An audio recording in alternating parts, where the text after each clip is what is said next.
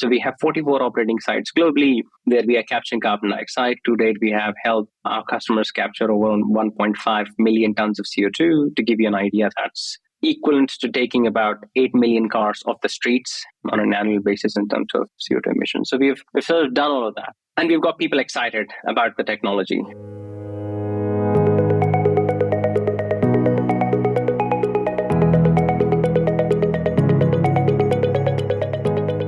Welcome to X Unicorns, a podcast brought to you by Blume Ventures. Blume is one of India's premier homegrown early-stage venture capital funds. If you're asking yourself what in the world is an X-Unicorn, rewind to episode 1 where we share the origins of the term X-Unicorns. We promise it'll be worth your time. In this series of conversations, we want to look back and celebrate founders and startups that have entered and are soon entering the X-Unicorn Club. Stories of founders that have played it by their rules and taken unconventional or even long drawn-out paths to get there. In today's episode, we have Aniruddha Sharma, co-founder and CEO of Carbon Clean, in conversation with Karthik Reddy, co-founder and managing partner at Blume Ventures. So today we have Aniruddha, one of the co-founders and now the CEO of Carbon Clean. Phenomenal story. It's a Fund 1 company of Blume's. And we met him even before we had raised our first dollar. And back to 2010, introduction by who I think both of us think is a professor out of Switzerland, Professor Martin, who said, you have to look at these two young men from IIT KGP. They're going to conquer the world. And we were intrigued because we were also young as VCs. And we met them in a hotel lobby, and the rest is history, hopefully. Not that the two young men wouldn't have built Carbon Clean with or without Blume. I think we're fortunate to be a part of that journey, one of the only Indian investors in that journey. Nobody in India necessarily believed in this story playing out globally. And we participated in that very first round. And miraculously, the company didn't raise a single dollar in equity for 5 years. Went on to get some love in the UK, which is where Aniruddha is joining us today from his lovely weather in London, he tells me. And essentially, from there, he started building a European and a pan-European and a global company. And today we are over 12 years into that journey. And kind of very symbolic of this series that we launched around X-Unicorns. He typifies everything that this unconventional path of building a unicorn signifies. And it's a pleasure to have you, Aniruddha. Welcome to the show. Thank you, Karthik. Would love to sort of have the audience hear a lot of your story. So I think, maybe this itself is a great kickoff point, something that most people don't know. Aniruddha was still at IIT Kharagpur and, bunked his final exams and ran away with Professor Martin somewhere to some corner of Silicon Valley. And maybe that's where we want to start. Tell us why that happened, how that began the journey of Carbon Clean. Absolutely, Karthik. Listen, first of all, thank you for having me here. It's great to come back and so almost relive our story and tell the audience about what has happened in past 13 years for me, 12 years for you.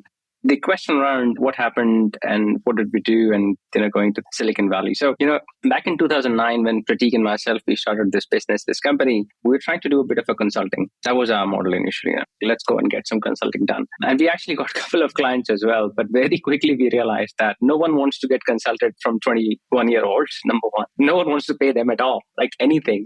So we met Professor Martin Hemming from Stanford, and he said, you just, it's the wrong business model. You need to change the business model and focus on the technology.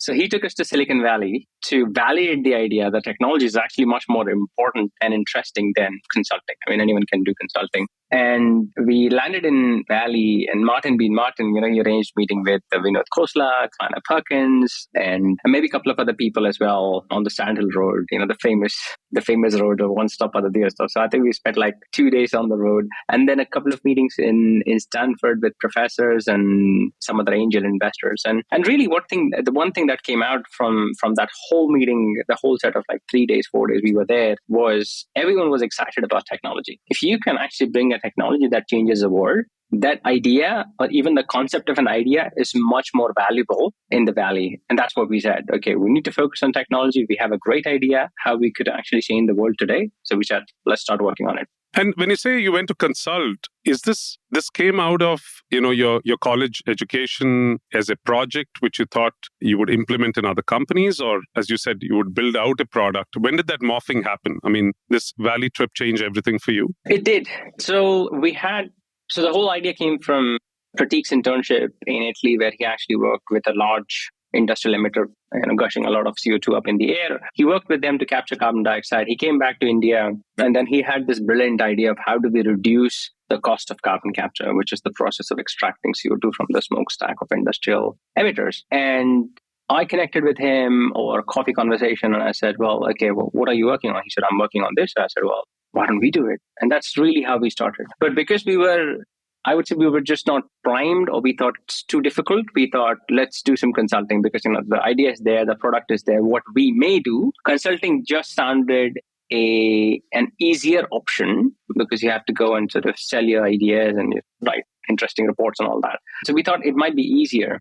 And that's how we started. But very, very, very quickly, like I said, very quickly I realized that it's just not possible to do consulting in a climate where people do not necessarily value, or at that point of time did not necessarily value, climate emissions or carbon emissions reduction technologies. So it was quite difficult. No, but then you did the crazier thing, right? You thought you can actually raise equity capital and actually build out a company as 21, 22-year-olds, actually convincing corporates to implement something which is far more expensive and theoretically save the planet from carbon emissions. How difficult was that journey, or how, looking back, was that all naivety or was it genius to pursue that path at that point?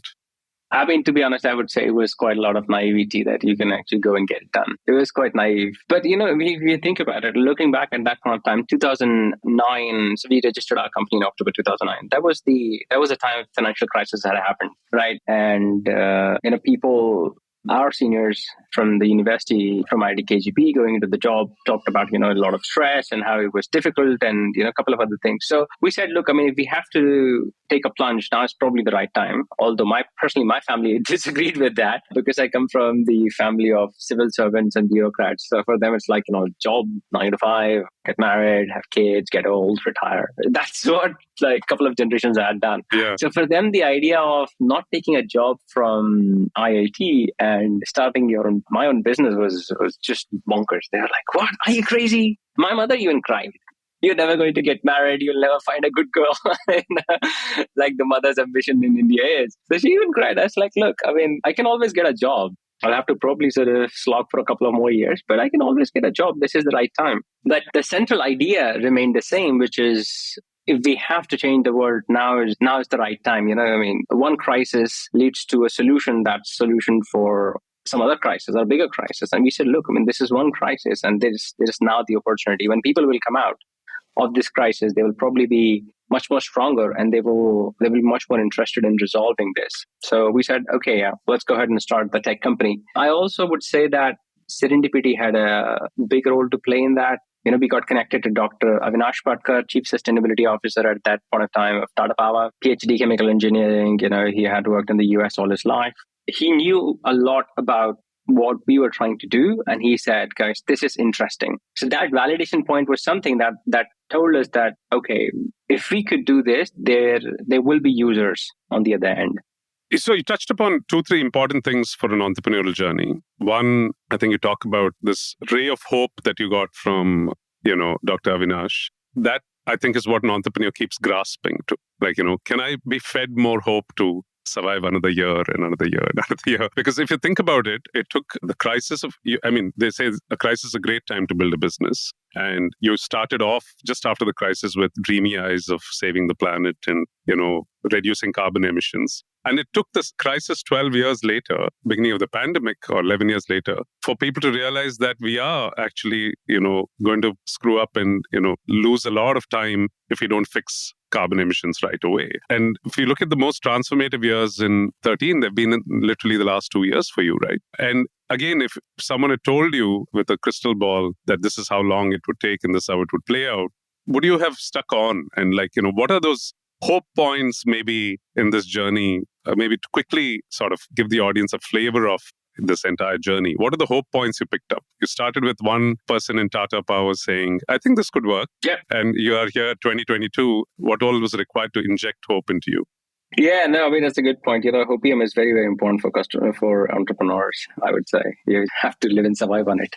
So I would say first one was Dr. Patkar saying, this is interesting. 2010 and 2010 was the time when Blume Ventures invested. And, there's a whole story behind it. So we connected with you and some other investors coming together and saying, oh, yeah, this looks interesting. Here is $1 million.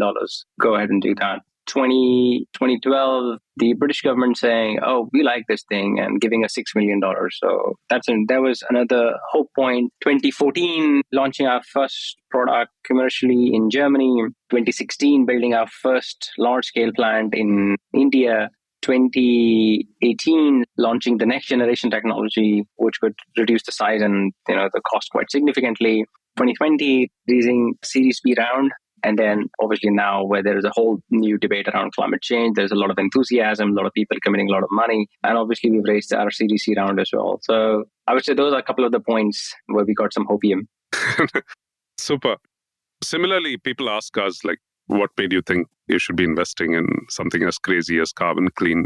And that too sitting in India, right? And we get this question a lot because not that we had a playbook for folks like you, but we had a handful of folks who actually had no chance of, even I think we were not naive to believe that this could be a large Indian business. It had to be a global business. But we were naive to think that with our end of the idealism, spectrum there was exactly what tech entrepreneurs like you dream of, right? Stay hungry, stay foolish. So we want to think much like the Sandhill Road folks and say, we are funding path-breaking, world-changing technology. We realize that that's not actually very easy sitting in India. So we do hedge, I have to admit, right? I don't think we do more than 10-20% of such investing in any fund cycle. So I always used to brag that, we have this cool deep tech portfolio on the side, and Carbon Clean was one of them. And then it jaded because, you guys were not yet recognized or, lauded in the popular media as a success story. It takes a long time to build those success stories. And when I think about it now, I feel like this is what India in some sense needs. And I hope someday you'll become the role model and poster child for this. That deep tech can be built out of India, but I think we need a formal form of acceleration of deep tech companies out of India. If you just leave it to chance and fate, then, you have to get lucky with the British government thinking you're worth punting on with grants. And I know even that happened by serendipity where somebody made that introduction. What if they didn't? And I feel, this is where we can take Indian deep tech companies and they will all look like ex-unicorns. Nobody will think that an Indian company can win an X Prize that Google launches or actually become a world-beating company in terms of technology, whether it's saving the planet or whether it's something else. And I think when you don't have that kind of acceleration, structured acceleration, then the go-to-market becomes awfully slow. And which is always our sort of worry about Carbon Clean and will it get there? What other stroke of luck do you need to get there? But it's commendable that you guys stayed the course. Which brings me to the point, what about both you and Prateek? Of course, you had each other, but what is it about both of you that allowed you to stay the course? It's very tempting. You would have said, hey, this is taking too long. If not a job, you've seen founders all along the journey who sell the business because it's very tiring. It's very, very difficult. There are enough strategics who think, and I'm sure you got approached many times across the decade. So that's the other thing about ex-unicorns, meaning they've survived all of these temptations as well. You could have sold the business, you could have gotten out, you could have told the investors, sorry, we tried hard. So what made you believe that you can actually continue to evolve as CXOs and build a very, very large business? So it's a good question, Karthik. And I think it's at the end of the day, it comes down to personal motivations, right? Because you can't do something for 10 years. I would say, even 3 years or 5 years unless you're motivated out of it and you can get out of the bed every day in the morning and say this is what I want to do. And it's generally getting out of bed pretty early in the morning, 5:30, 5:40 every single day. So that kind of thing wouldn't happen unless you have some kind of personal motivations sitting behind it. And both Prateek and myself, we are very, very motivated and very passionate about climate change. We believe the problem we are solving must be solved. And there are just not enough solutions out there to be able to resolve the climate change and global warming problem we are walking into. For me, this is also a bit more related to my family.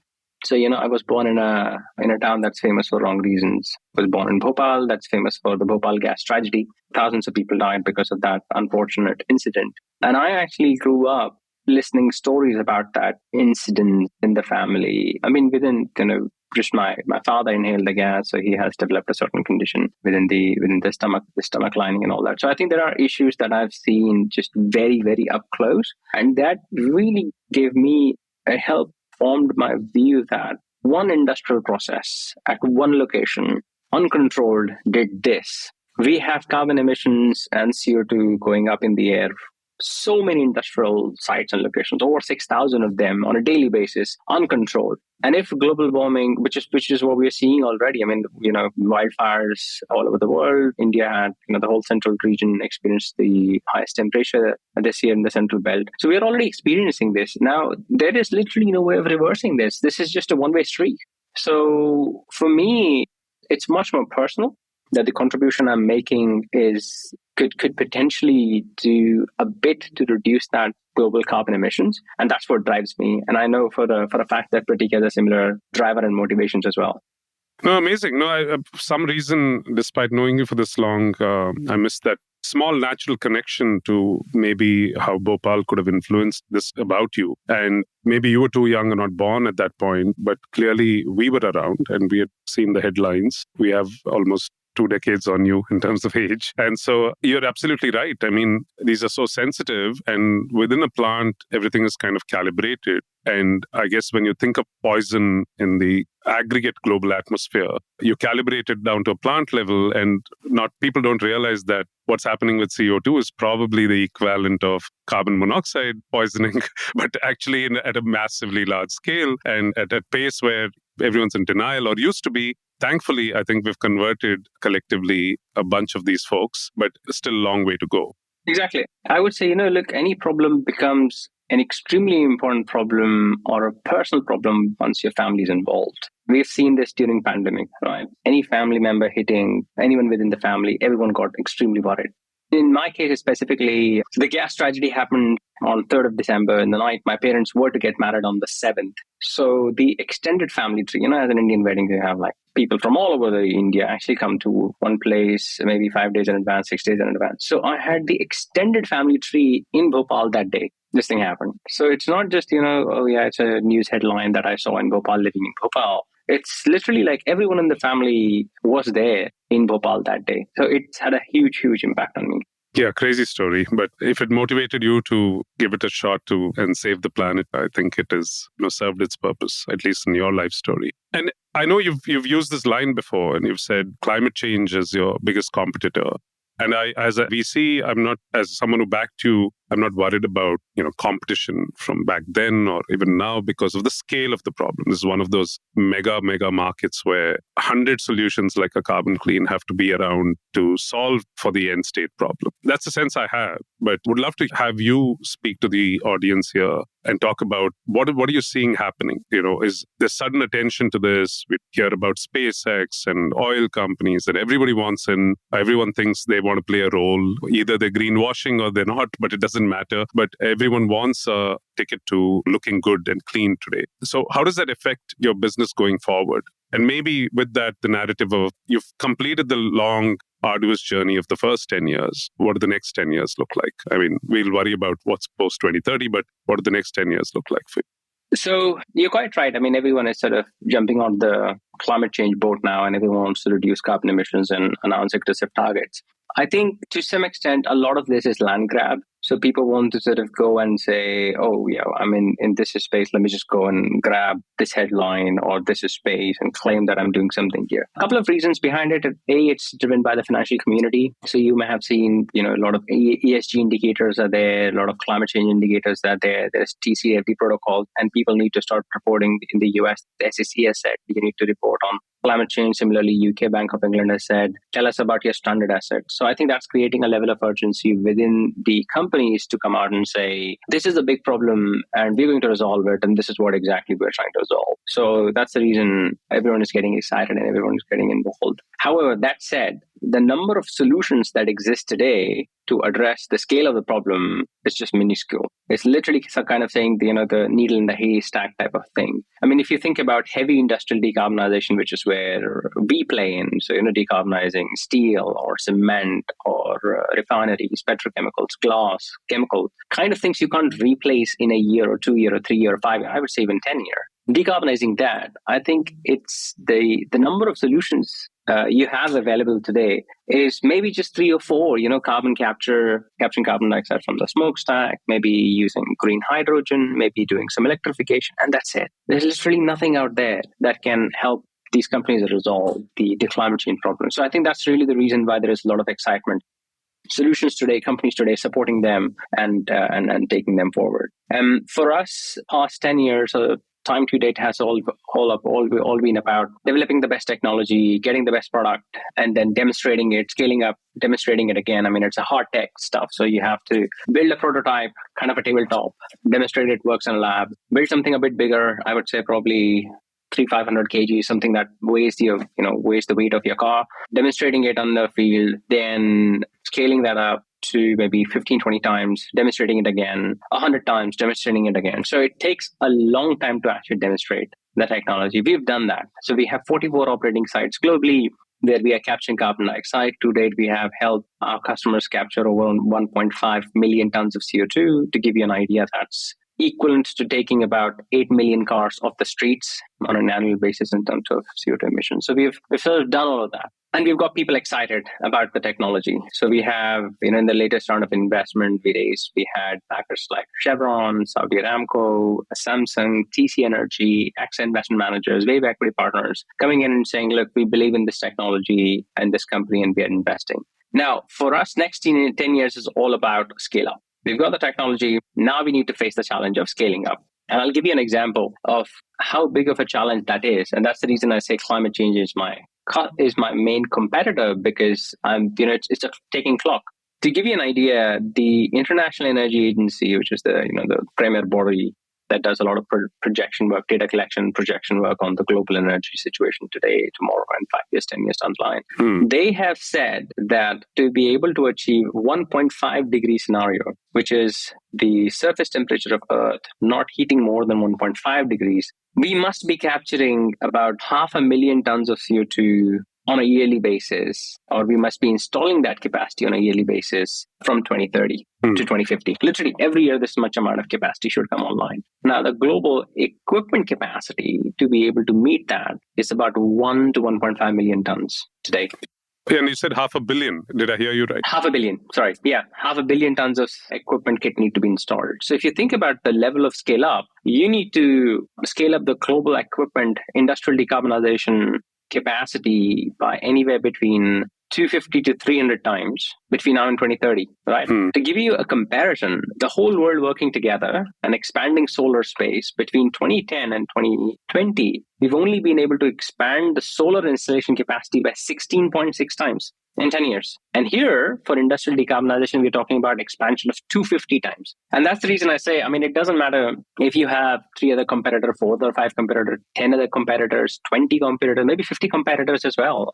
Sure. Everyone will have to scale up. Solar. Yeah, you're right. There's like hundreds of solar players at massive scale. And Exactly. You're saying that didn't create more than 16x scale over a decade. So where's the worry about creating 200 times scale? And It's inevitable that everyone will have to fix this. There's no getting away from this, clearly.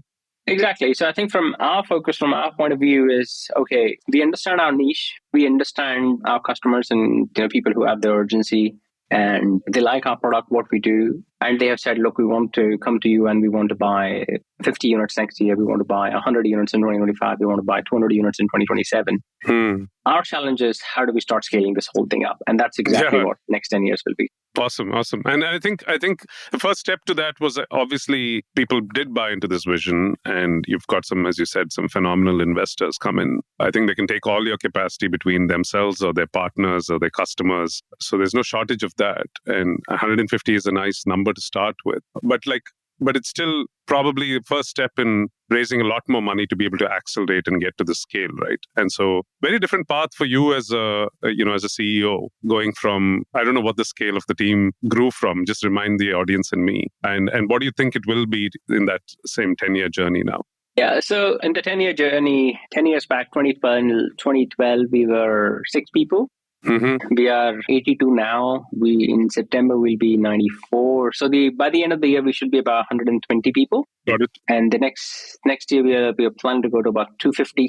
So double the company and the number of people again next year. So we are almost sort of doubling in the middle of it was quite interesting in the middle of pandemic. So we actually went double in the middle of pandemic and everyone was like, are you crazy? I mean, why are you hiring so many people? People are slowing down and people are thinking what their options are. So we doubled in 2020, we doubled in 2021, we will be doubling again in 2022, we are doubling again in 2023. So it's just, a double growth.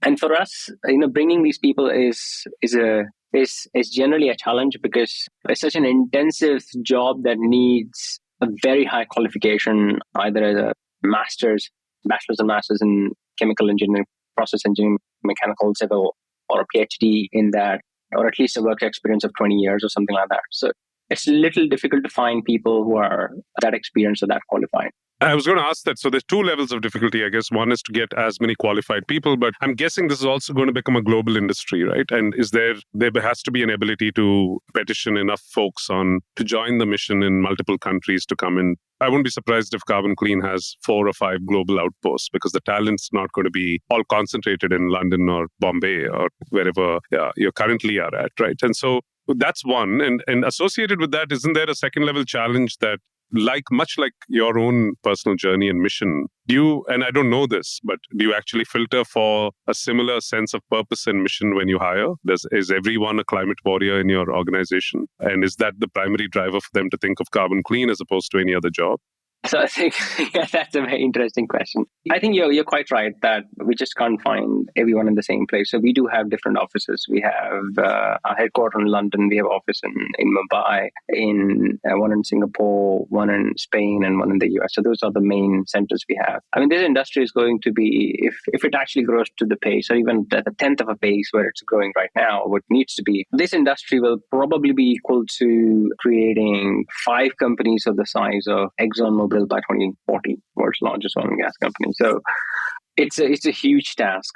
I think to your point around what's that common thread that keeps people together. I mean, yes, obviously people are motivated, and that's the reason people come and join us. We have people joining us, taking a haircut on the packages, committing a lot more time to us away from their families versus what they could have done or what they would have done in their previous jobs. So they obviously are passionate about building a company that is going to go and capture or deliver 1 billion tons of carbon dioxide emissions reduction. So they're quite motivated by that. But I would say there are 4 facets of our culture that actually binds people together and keeps them together. Everyone is sort of linked to the same thing. And those 4 things are innovation, collaboration, agility, and excellence. 4 things we actually, as a company, we really pursue, be it our product, be it our customers, be it our service, be it our team. Those are the 4 things we pursue quite hard, and everyone is sort of bound by that same common thread. So those are the pillars, I guess, that you're building your culture around. You don't have room for error in your business, really, right? You're building scaled, operations, as you said, and it is no room for error in terms of how they function. So I guess when you have manufacturing process-oriented industries, you have to build very, very tightly bound cultural constructs like you have. It's great to hear. And I guess a couple of questions related to where you're at in that journey, right? And so what do you think the next natural step for Carbon Clean is? Is it proving a little bit more scale and going and raising more capital? Is there a murmur amongst your existing investors and future investors, and why aren't you public so that everybody can get a bite of what you're trying to build out there for the planet? I'm sure there are retail investors who are married and love the idea of what you're doing, but really can't buy into you. So is that a personal motivation to give people who are personally motivated to participate in this, have a shot at going public and owning a part of a public Carbon Clean? And related to that is this curious juxtaposition, right? There are certain phenomena on the planet where individuals move faster than corporates, but your customers, unfortunately, have to go through the rigors of boardroom approvals and large budget approvals to actually get this mission moving.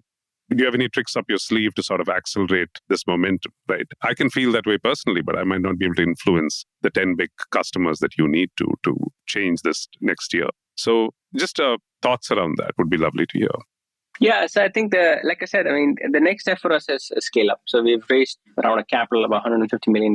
Now it's all about scale up. So let's get out there. Let's start expanding. We're expanding the team. We are bringing some very, very experienced people from within the industry. I mean, some of the people coming in within the business in next 2 to 3 months have had the experience of running $6 billion of supply chain, have the experience of building plants that cost in excess of $50 billion, like one of the guys who has built that plant. So these type of people are now coming in. And I think it's just the right time for me to be putting what I call an engine upgrade. So the plane has been upgraded. Now we need a new engine. So we now need a jet engine in the plane. So I think that's going on. And we want to build that, let's say, over the next 12 to 18 months. I think the overwhelming priority for the company at this point of time is to also deploy technology. So we launched our latest third generation technology at Climate Change Conference last year in Glasgow in October, where we, with the technology, we're compressing the size of the equipment 10 times and putting everything in a box. Now, once you put everything inside a box, you can almost roll it out from production line a bit like Tesla, and you can ramp up the manufacturing and supply and delivery and installation on site. So I think overwhelming majority for the company, a priority for the company over the next 12 to 18 months is to deploy,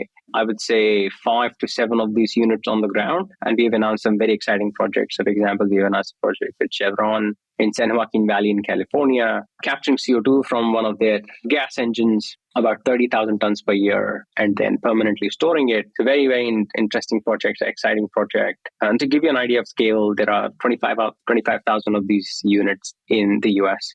So if you capture 30,000 from one, multiply with 25,000, it's 750 million tons of carbon dioxide emissions that could be abated. So we're very much focused on that. We've announced the project with Cemex, which is one of the world's largest cement companies, capturing CO2 from the plant in Berlin. And then 8 months back, we started a project with Tata Steel in India, in their plant in Jamshedpur, capturing CO2 from a steel industry and decarbonizing that and showcasing the world that it's possible to do it profitably and sustainably. So that's the overarching priority, and we are going to be focusing on that, execute, deliver, that kind of thing. To your question around going public and kind of sharing the growth with other investors, for example, retail investors, I would say that time for it will come, but we are not there yet. I think we need to build some more scale and continuity and team to be able to deal with it. I mean, mind you, there's a lot of pressure once you go public. There's a lot of pressure. Your quarterly basis, you have certain statutory reporting requirements. So it just sort of takes the focus away from the management team, and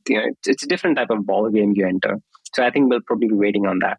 No, wise words. I think, you should do it for the right reasons. And I can see you thinking through all of the pros and cons. Exactly. I mean, we've experienced what happened with a lot of SPAC companies. So you don't necessarily want to be just doing that for the sake of doing it. And then to your point around, a lot of our customers have processes, for example, broad process, approval at management level, approval at broad processes, and then sort of communicating that to the investors. So I think just the general public pressure and focus on doing something about climate change is now putting pressure on the large institutional shareholders of these public companies, who would then go and ask questions in the boardrooms, and then it sort of flows down. So the good thing is, in past 18 months, I have seen that instead of we trying to push everything bottom up, stuff has started to actually percolate top down. Yeah, it's very encouraging. It definitely helps a lot. Yeah. Definitely helps a lot. I think the biggest virtuous side benefit of the pandemic, I would argue, by a mile, would be collective planet's sort of consciousness shifting towards, we're all sitting at home, we're bound by this little virus,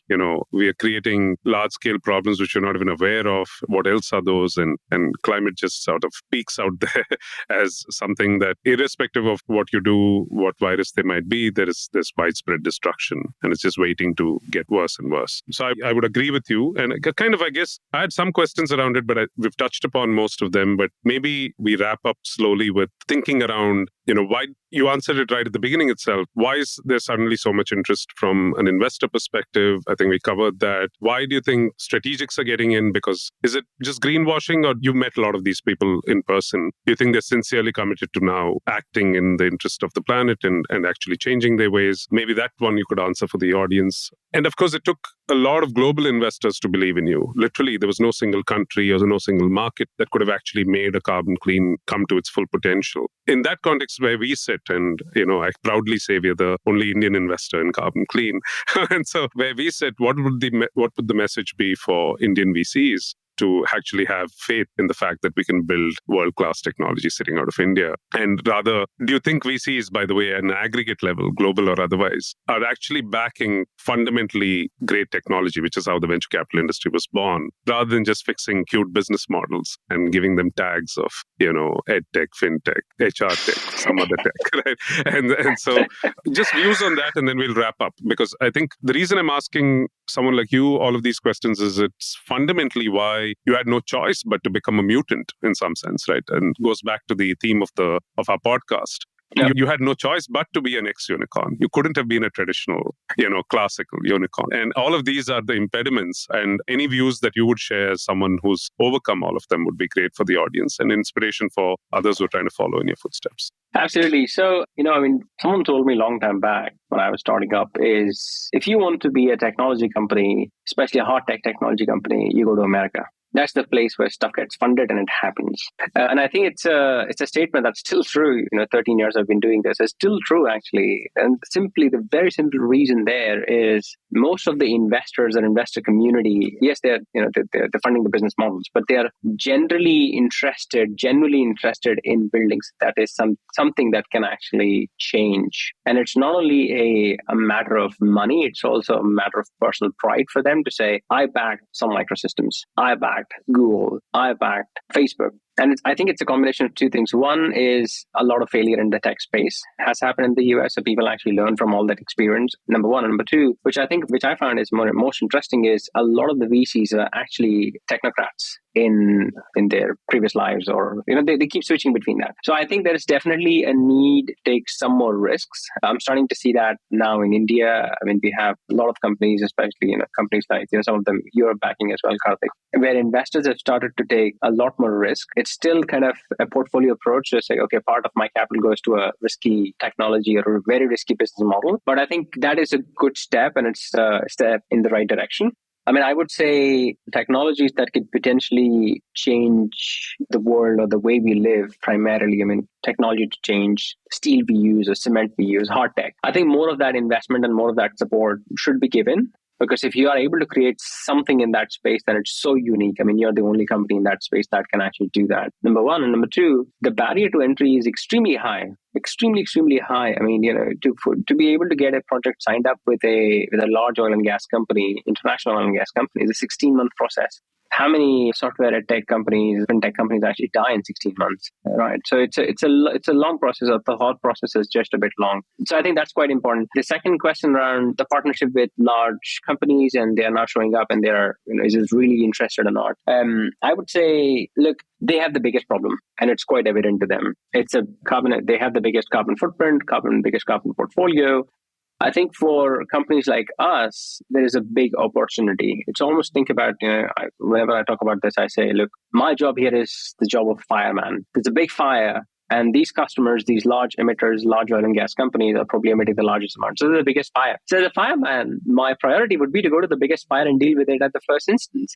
Yeah. So that's the reason we want to work with them, and we want to ensure that that problem gets sorted quickly enough before it actually starts spreading in other sectors as well. No, very valid point. I think people either saw it as small fires or just a spark and didn't realize this could cause a massive, massive forest fire, to continue with your analogy. And now it's a blazing fire. And I think you're being called in, and it's better late than never, as they say. So, and just to your points, I wanted to react and actually, give credit and a shout out to at least half a dozen Indian managers who are actually setting up pure deep tech funds right now. And maybe half a dozen, tech entrepreneurs who've made hundreds of millions of dollars in through exits, thinking about it. So I think it was cyclical. I think it was also a lack of faith at one level. We've been pushing the government to say, you should be proud that this kind of technology is going global, and you should facilitate it. You should not put blockers on that. So challenge and taking capital out of the country, investing in an Aniruddha out of London. It's not easy. We still can't do it easily. And so I think they have to recognize that if we really want to be a technology superpower, you can't put all sorts of roadblocks in that journey. The company will get built irrespective. And, we want to be seen as the company having incubated, accelerated, and spun out these great technology solutions. So we're pushing on all fronts. But I think sea change from a decade ago, hoping the next decade really puts us on the map and gets us closer to that Silicon Valley idealism and ambition of building fundamentally the world's best technologies at least we have our fair share of that for the amount of intellectual horsepower that we have in India. So, no, thanks again. Before we wrap up, by the way, wanted to do this fun section of rapid fire questions and just one line, 2 line, however you want to answer them, and just maybe the audience gets to know the Aniruddha Sharma, not the climate warrior alone, and not the soon to be unicorn founder alone, but a little bit more about you as well. So, shall we go? Shall we get started on that? Yeah, sure, absolutely. Okay. So, what would be your last meal? Kheer. Okay. We know what to serve you when you visit Bombay office next. Current book or favorite book of all time? My Experiments with Truth, Mahatma Gandhi. Very nice, very idealistic. Speaks volumes of who Aniruddha is. Best piece of advice you've gotten, you think? An ex-my entrepreneur once told me, as a successful entrepreneur, you could either be rich or famous. Choose one. Don't try to be both. Very fascinating. We actually we picked this up from some entrepreneurship study we saw, and we call it the rich versus king syndrome. And so exactly. Very similar, but it applies interestingly at different points in time, different entrepreneurs' journey. But I'm glad. And what are you, by the way? I would probably go with rich. I think who wants to be famous? Interesting. I mean, failures are always tough, but what is a favorite failure? Those are the ones I guess you overcome and have a fond memory of. What would that be in your case? 3 years back, I think I failed to attract one of the star sales manager from my competitor into the business. I would say that's my favorite failure. Why is that? I learned so much from that. I just, as you're young and you're motivated and you're running hard at it, and sometimes you just forget what the personal motivations are for people. Got it. So I think I misjudged the motivations at that point of time, and I just learned so much from that experience about hiring, getting great people in. I would say that's a failure. Yeah. Awesome. Much needed as you launch into the next decade. And most memorable customer moment or feedback that you got from someone? You saved my life.